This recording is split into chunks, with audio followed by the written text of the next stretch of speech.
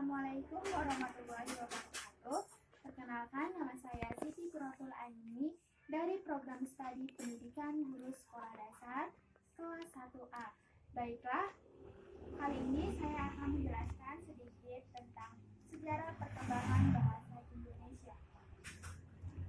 Bahasa merupakan salah satu unsur identitas nasional. Bahasa dipahami sebagai sistem perlambangan yang secara arbiter dibentuk atas unsur bunyi ucapan manusia dan digunakan sebagai sarana berinteraksi. Nah, bahasa Indonesia berasal dari bahasa Melayu, sebuah bahasa Austronesia yang digunakan sebagai lingua franca atau bahasa perhubungan di Nusantara kemungkinan sejak abad-abad awal penanggalan modern. Bentuk bahasa sehari-hari ini sering dimulai dengan istilah Melayu pasar. Perkembangan dan pertumbuhan bahasa Melayu bisa dilihat dari peninggalan berikut ini. Pertama, tulisan yang terdapat pada batu nisan di Dunia Timur Aceh tahun 1380 Masehi. Yang kedua, ada prasasti Kedukan Bukit di Palembang pada tahun 683 Masehi. Dan yang ketiga, ada prasasti Kota Kapur di Bangka Barat tahun 686 Masehi. Dan fungsi bahasa Melayu sendiri diantaranya ada bahasa kebudayaan, yaitu bahasa buku-buku yang berisi aturan-aturan hidup dan sastra. Yang kedua, bahasa perhubungan tadi atau lingua franca antar suku di Indonesia. Ketiga, ada bahasa perdagangan, baik bagi suku yang ada di Indonesia maupun pedagang yang berasal dari luar Indonesia.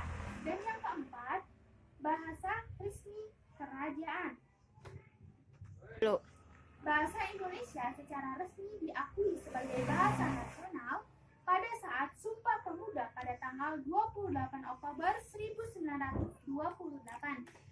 Penggunaan bahasa Melayu sebagai bahasa Indonesia atau bahasa nasional atas usulan Muhammad Yamin, seorang politikus, sastrawan, dan ahli sejarah. Mengapa sih bahasa Melayu diangkat menjadi bahasa Indonesia? Penyebutan istilah bahasa Melayu sudah dilakukan pada masa sekitar 683 sampai 686 Masehi, yaitu angka tahun yang tercantum pada beberapa prasasti berbahasa Melayu kuno dari Palembang dan Bangka. Prasasti-prasasti ini ditulis dengan aksara Pallawa atas perintah Raja Sriwijaya, kerajaan maritim yang berjaya pada abad ke-7 sampai ke-12. Wangsa Sailendra juga meninggalkan prasasti Melayu kuno di Jawa Tengah. Keping lembaga Laguna yang ditemukan di dekat Manila juga menunjukkan keterkaitan Wil. Ada 4 faktor yang menyebabkan bahasa Melayu diangkat menjadi bahasa Indonesia, yaitu bahasa Melayu sudah merupakan lingua franca di Indonesia. Sistem bahasa Melayu sederhana. Suku Jawa, Sunda, dan suku-suku yang lainnya dengan sukarela menerima bahasa Melayu menjadi bahasa Indonesia sebagai bahasa nasional. Yang keempat, ada bahasa Melayu mempunyai kesanggupan untuk dipakai sebagai bahasa kebudayaan dalam arti yang luas.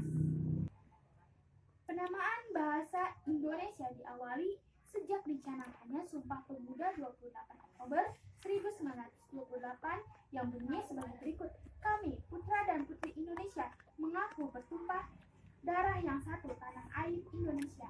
Kami, putra dan putri Indonesia, mengaku berbangsa yang satu bangsa Indonesia. Kami, putra dan putri Indonesia, menjunjung bahasa persatuan bahasa Indonesia.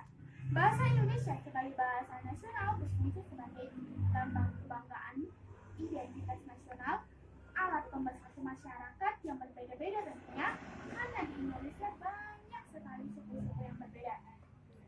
Bahasa Indonesia sebagai bahasa negara berfungsi sebagai bahasa resmi negara itu sendiri, bahasa pengantar resmi di lembaga-lembaga pendidikan, bahasa resmi di dalam perhubungan internasional,